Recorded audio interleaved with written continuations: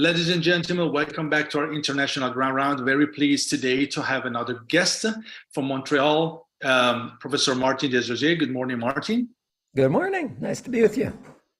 Thank you. So, Professor Desrosiers today is going to be focused, his talk in a deep journey into the epithelium in regards to what is the epithelium inside of the nose and anything that is related to any inflammation of the epithelium. So without any further ado, please, Martin, if you can share your screen. I remind all the attendees, if anyone interested, please ask and type your question and we will reply to all these questions at the end of Martin's presentation. Please go ahead by sharing your presentation. Thank you. Thank you very much. So I'd like to simply share my screen a little bit and talk a little bit about the work. We're going to talk about type 1 inflammation and some non-biological strategies for management. I would summarize that I have a number of disclosures to make in terms of research support for type 2 inflammation. However, that the type 1 inflammation work was all supported by philanthropy. I'd also like to thank the Nasosano organization for recognizing our work in Thessaloniki. This is work that was done in conjunction with Tasso Maniakas and also with Axel Renteria, who was collecting the prize with you in Thessaloniki. And with a group like this, myself as well, I think that you see an introduction to the living sinus laboratory. So I have a considerable amount of experience in chronic sinusitis. I've been working 30 years in this department. As you can see from this, 24 years ago, I was giving a course at the American Academy on what to do when FEST doesn't work. And this has been a continued journey over this. My objective is to deliver a perfect outcome to my patients on a consistent basis. And as we all would like to do, I'd like every patient to have a perfect result with a cavity that's well healed, no edema, and no polyps. It's not always possible, but we strive for this. Our first steps in this effort started 15 years ago with the genetics in sinusitis effort. And at this time, we collected 800 patients with chronic sinusitis and nasal polyposis and controls, and we performed genotyping on these in order to identify variations in the genetic code between people who had polyps and people who didn't have polyps. And this is, for those of you that are familiar with this, you throw a million fish in the water and you see what comes out. And in here we see the top differentially present genes with the maximal variations. And while these don't always make sense to us immediately because we're not molecular biologists, when we look where these genes are located, they're located at the level of the extracellular matrix, which connects the epithelial cells to the internal environment. And while these genetic variations were not enough to explain disease in and of themselves, they nevertheless gave us the intriguing insight that the epithelium was important.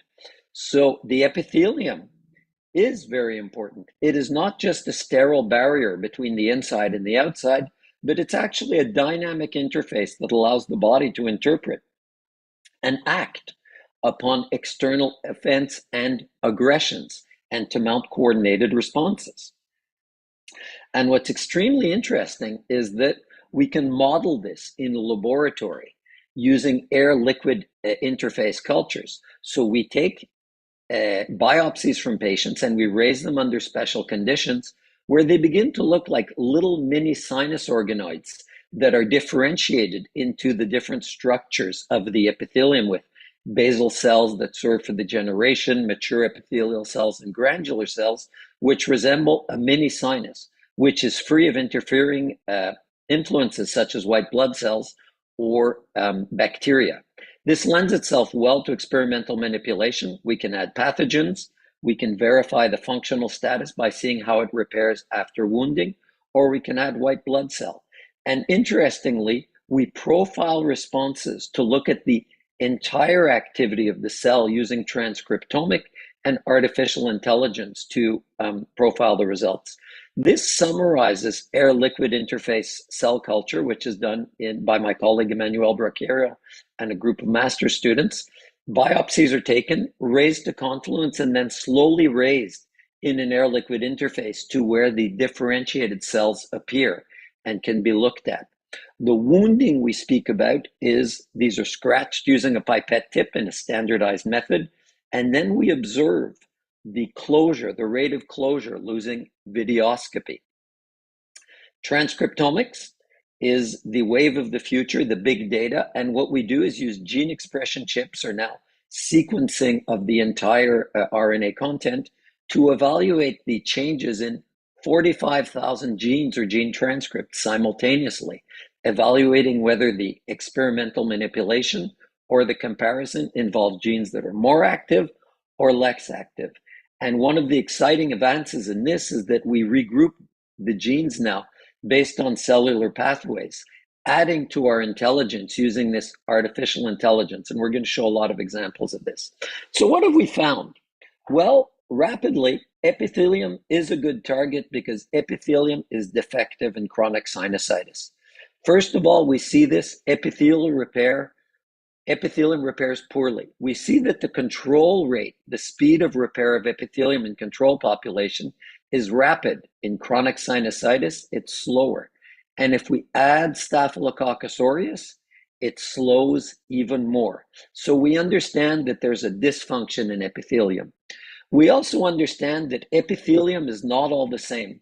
Some types of epithelium have a very high inflammatory pattern, seen here in the middle, which contrasts with the controls that have very low inflammation.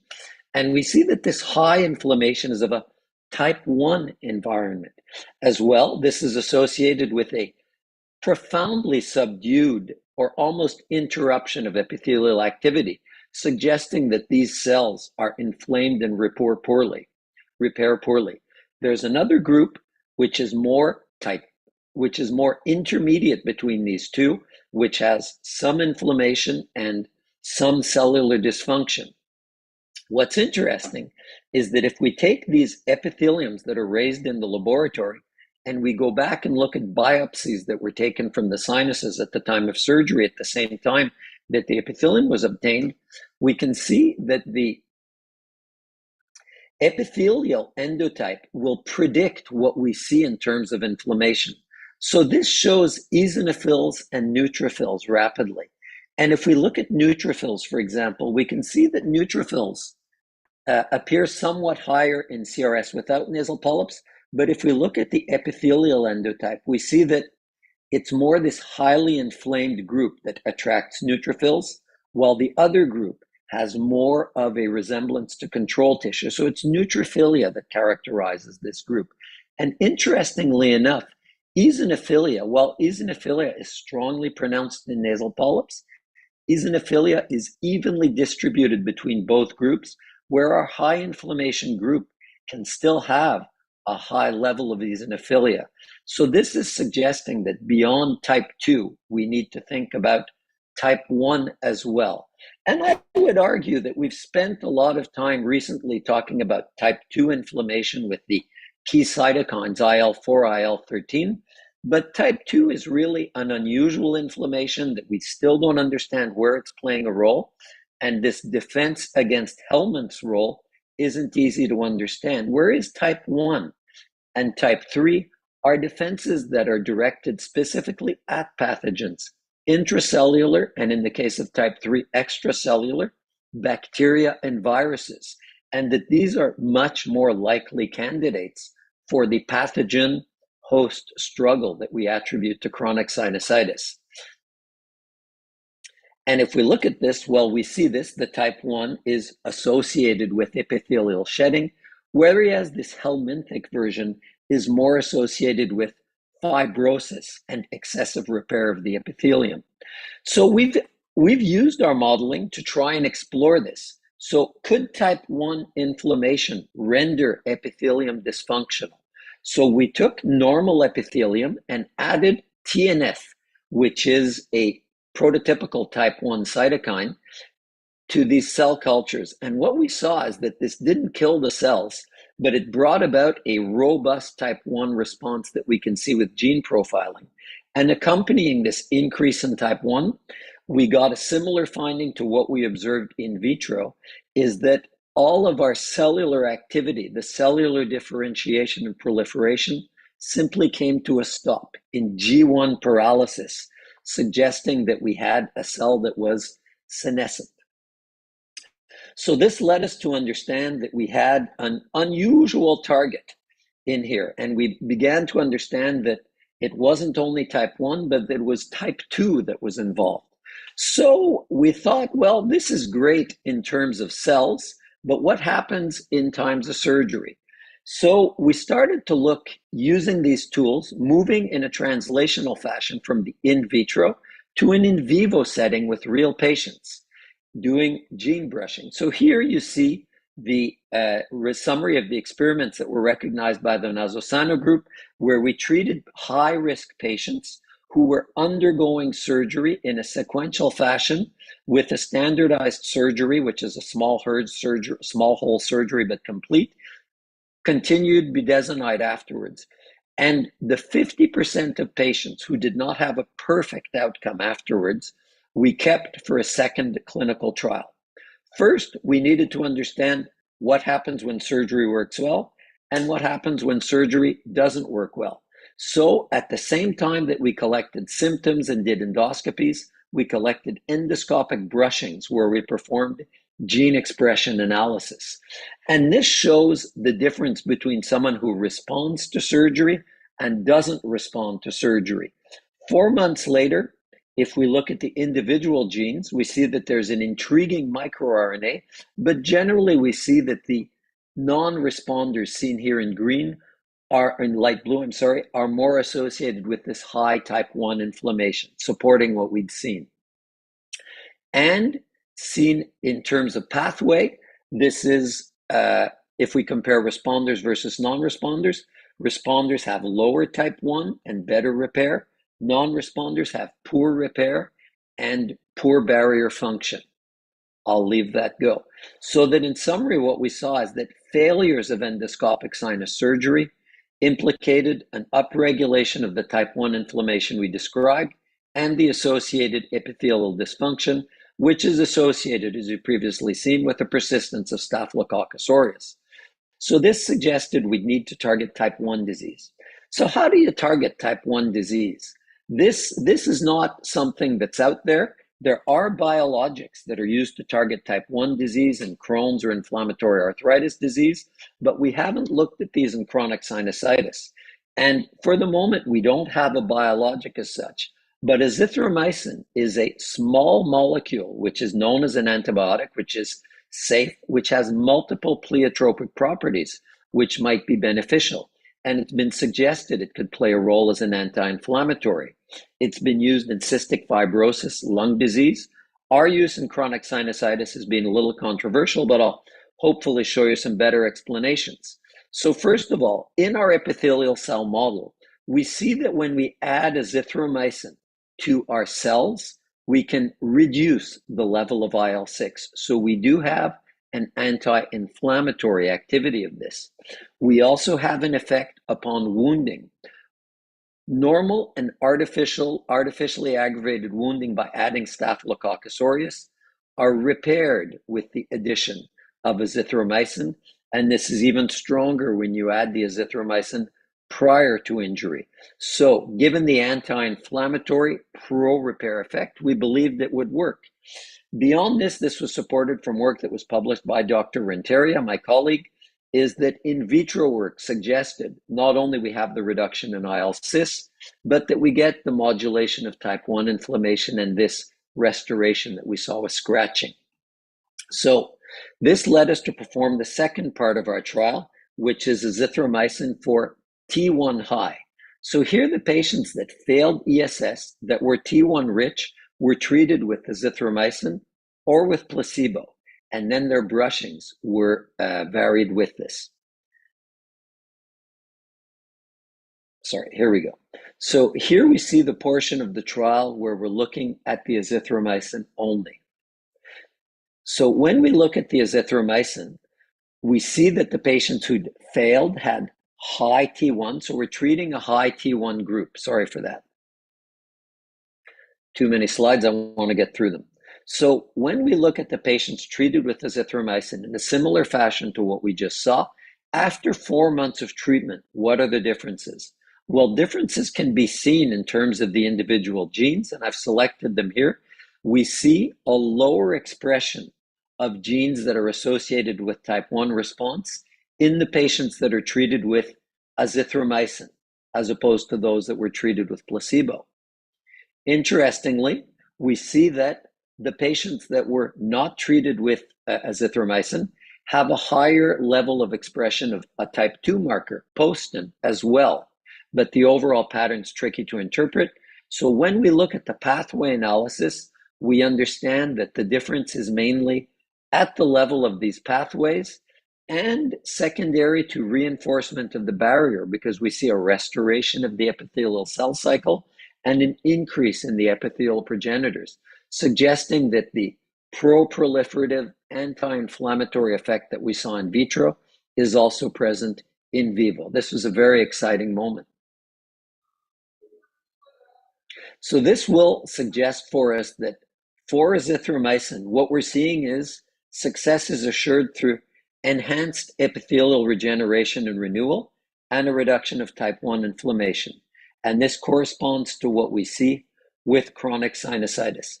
So I'd tell you rapidly that epithelium represents the new frontier. We're seeing this in several areas, and that type 1 inflammation will play at least as important a role as type 2 inflammation in terms of the epithelium and in pathogenesis of chronic sinusitis from the barrier function. I hope that you're convinced from what I showed you with the different in vivo and in vitro data using transcriptomics, but also functional assays to understand this, that this is a portion of it. And that when you consider a patient, you think of them in terms of the coexistence of type 1 and type 2, and consider the existence of type 1 on questionnaire when you review their blood work and when you think of their epithelium. And potentially, azithromycin may represent a drug of the future for us. We don't have a biomarker for the moment, but the safety fits in. And in conclusion, we are going to remain surgeons, but we're going to take care of the wounds we create by rehabilitating the epithelium. So I would simply like to, I think we're running short. I'd like to tell you that it looks like an impossible challenge. It isn't. I think that it's coming very shortly. Watch those Adidas ads on the World Cup. They know the truth. And if ever you have some questions for how we administer azithromycin for the question part of the period, I'd be glad to answer that. In the meantime, I'd like to thank you for listening and thank Nazusano once again for their support, both for our research and for the opportunity to share and diffuse it. Thank you very much. Thank you, Martin, for the presentation. Of course, you've been very fast, and because of this, we have lots of questions. I'll try to manage them in a way that we can go one by one. Some of them you've already replying to, but let's see what are the question and where they are coming from. So the first question is coming from France. Is there any effect also as an antiviral in regards to azithromycin? Bonjour à mes amis français qui devancent de loin ma présentation. Auguri per tutti gli italiani. So thank you very much for tuning in internationally. That's global. You're giving away my punch. So yes, we are currently, because of the COVID-19 pandemic, very, very interested in the virus. Like all of you, and I thank the French group for particularly bringing this forward, the pandemic was associated with a dramatic reduction in upper respiratory disease in children, and tubes and adenoids disappeared entirely during this period, to reemerge quite dramatically when we emerged from the pandemic. While it hasn't been documented in press as well as in children, we saw the same phenomenon in chronic sinusitis. So this, with removal of virus and introduction of virus, makes that viruses are thought to play an important role. We are chasing the virus using sequencing. If you take these bacterial sequences and you grind them up finely in the right fashion, you can identify the viruses and the bacteriophages that are present, and we identify novel viruses. And what we suggest is that viruses and persistent viral infection probably plays a role in chronic sinusitis. The effects of azithromycin need to be considered through the possibility that you're correct. Azithromycin may be killing viruses. This is a lot to claim for the moment. We'll have to have more proof, but it certainly is tantalizing. And as we move forward, the vaccination strategies, the interferon strategies, the innate modulation strategies that are proposed for COVID or for hepatitis C may find a role in chronic sinusitis. So impossible truly is looking more and more possible. And I hope that when you invite Dr. Renteria later this year, he'll be able to share the results of some of this early ongoing viral work, which is very, very exciting. And if anybody wants more detail, please write to me at my email address. I'm fascinated and we're just starting. So if you have work or experience or would like to know more, I'm very much in sharing mode. And in regards to interferon, this is a very, very one of the latest questions asked from our colleagues from India. And in fact, this colleague is asking, what are the relationship between interferon and azithromycin release? Azithromycin is specifically where we're showing is, so this helps explain the controversy for why azithromycin works sometimes and it doesn't. First, I'll tell you, azithromycin has never worked in an unoperated patient for me. So I only give it after operations. So this helps with the controversy. The other area is that it's effective in failures, but the failures may be special in that the failures are type 1. Is this type 1 driven by a viral infection? Quite possibly, because what we see in COVID is that this initial poor response to a virus is followed by a sustained yet sterile inflammatory response that's characterized by a high level of interferon. Remember, this is late, not early, and by an inflammatory influx. And what's thought is that if you would administer interferon at the time of the viral infection, so for example, when you're exposed to COVID or to another virus, this would give you a proper response. COVID puts interferon to sleep.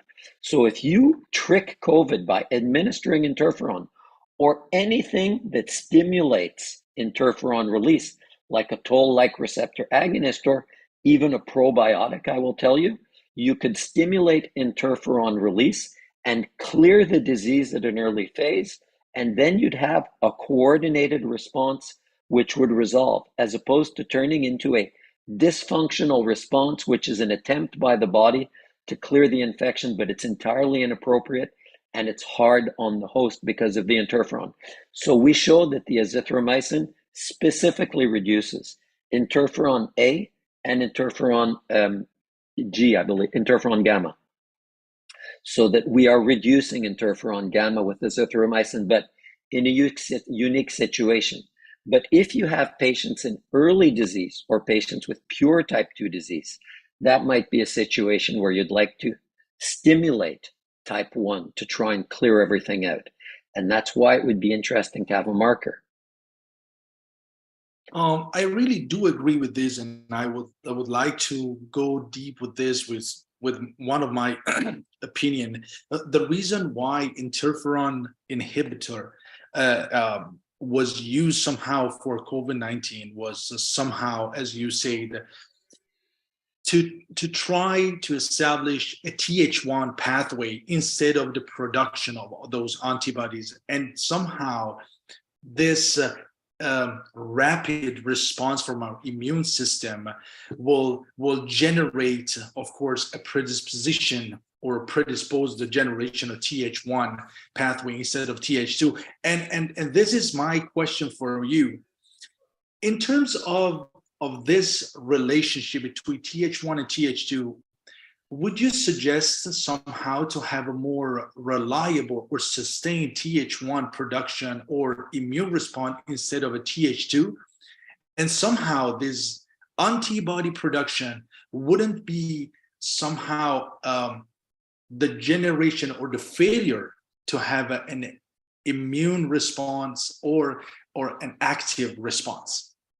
I think you very nicely summarized the concept. So, one example that could come from this is a type 1 response silenced, and turning it on, could it be useful? Well, one question that comes up a lot is with the biologics. So, when we give a type 2 biologic, this yin yang of biologics between type 1 and type 2, are we suppressing type 2 yet allowing type 1 to come up?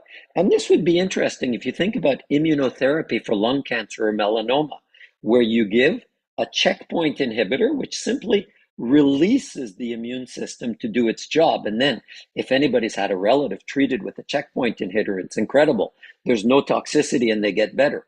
So, releasing the natural immune system remains powerful. So, is what we're seeing with the biologics a function of a reactivation of the type 1 mechanism?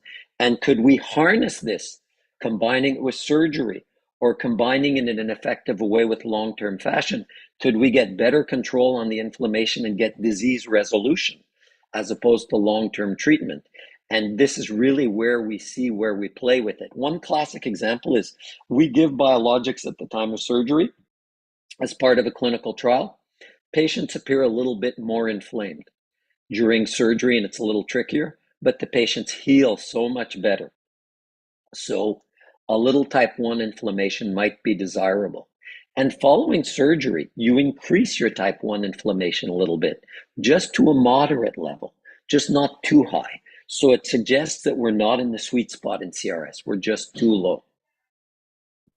You really have this figured out. I'm impressed. I'll tell you why.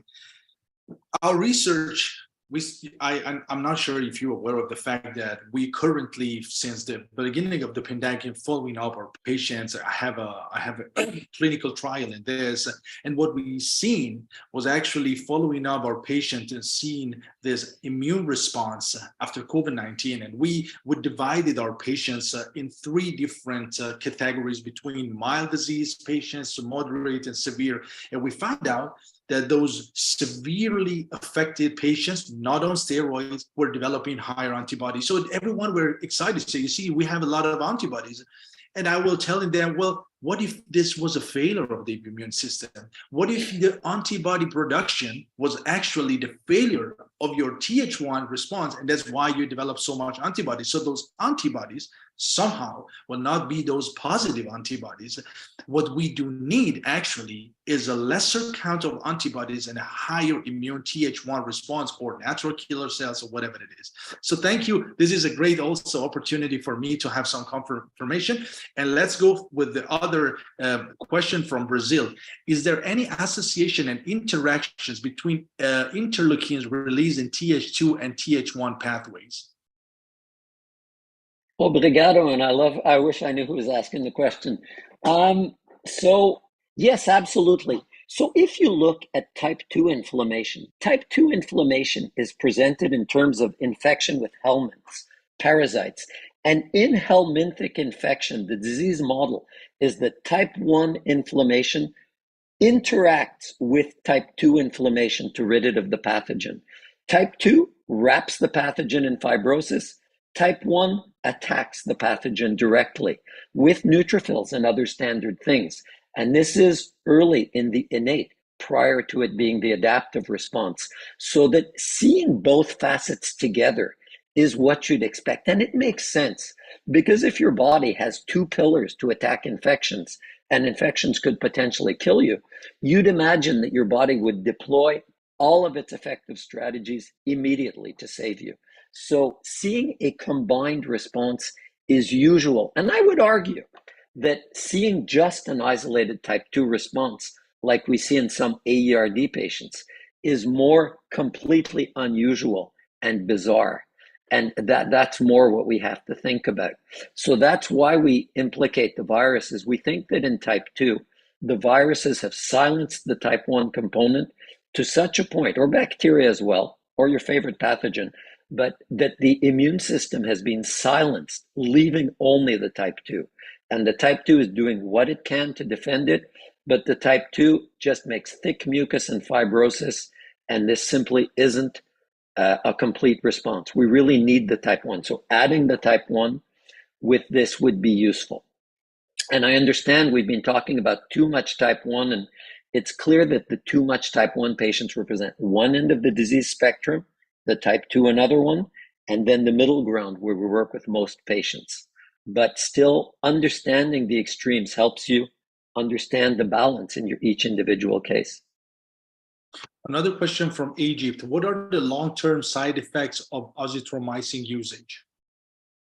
We haven't seen any side effects from long-term azithromycin use. This is something that I picked up from my cystic fibrosis work, and there are patients that have been taking azithromycin and they're still alive 30 years later that I've been managing. So there we don't see a lot of toxicity. The rare patient will have early problems with digestion, but it's exceptional, and allergies are exceptionally rare. I do not give it to patients that have a rhythm disorder or that take a medication that prolongs your QT interval or that can interfere with your metabolism of azithromycin. So check with your pharmacist and get an EKG. But otherwise, it's an extremely safe, well-tolerated drug and leads to development of resistance to, for example, for streptococcus in about 16% of individuals that take it. And it doesn't lead in this episodic use in a small number of patients to development of resistance in the population like it did when it was given for otitis media in children. So with great drug, we don't see problems. Regarding the cystic fibrosis, I can tell, of course, it's fascinating how you were saying that the biological effects of biologic would interact and will act as a to potentiate our immune system. Cystic fibrosis patients that I have, because I'm working in a cystic fibrosis center, and those under biologics were actually in this pandemic stuff as a period of time, we're doing better than the others when they catch the viruses. And this could be an explanation for the usage of those biologics as a protective or potentiatory mechanism for the immune system. It could, but with cystic fibrosis, we're seeing barrier agents that are specific, something called Trikafta, which increases the function of the CFTR gene. There are patients that I've been following and managing more or less successfully for 25 years that go on Trikafta, and all that green mucus, all those blocked sinuses simply disappear after 4 weeks of Trikafta. So the question came up yesterday, is it the anti-inflammatory effect of the azithromycin or the anti-infective? Well, Trikafta has no anti-infective effect, and yet the Pseudomonas disappears. So reinforcing the barrier has an indirect effect upon the microbiome. You might not be aware, but we also have people not from science, from the science community, that are joining our community and our live events. And one of these is typing from Croatia and is asking, is there any dietary supplements that can potentiate the TH1 effects? I'm reading it as they type. So you can try something that's done sometimes in children with severe allergies that was taught to me by my friend Pete Smith from Australia, so you can blame Pete. But there's a rage diet where you try to stimulate type 1 by eating red meat and processed sugar. It's a funny conversation to have with the patient. I usually suggest that they eat healthy. I will generally recommend that my patients cut red meat, and I will recommend exercise, at least walking 20 minutes 3 times a week. I don't believe much in crazy diets, though. I really just normal and even medium seems to be there. Probiotics may also be of benefit, but again, not as a sole therapy. Another question from Germany, in a community asking, is it true that humming exercises will increase the effects of the epithelial cells inside of the nose? That's an interesting concept, and it is altogether possible. Humming is thought to improve the passage of nitric oxide from healthy sinuses into the nasal passages, and we'll show that if you measure it. Does it help the epithelium? I don't know. It certainly is inexpensive, and I don't see it could be any harm. I sing in the car. You could hum in the car. I welcome you to it, and we'll have a karaoke in Dubai. Great. So, due to lack of time, of course, we can't go further. So, if there's any possibility from your side to give us your email, if there's anyone interested to interact or to send you some private messages, great. So, and there also another thing that I would like to suggest. Is there any course that you would suggest for our audience or colleagues or residents to follow to get more precise and to target their therapy? So is there any course that you would like to suggest from your side to follow and instructional course that you will suggest? I'd invite you to come see my lecture in Dubai, where I'll be discussing these concepts. But the way I string this together is relatively novel and original, and it hasn't become a mainstream concept yet.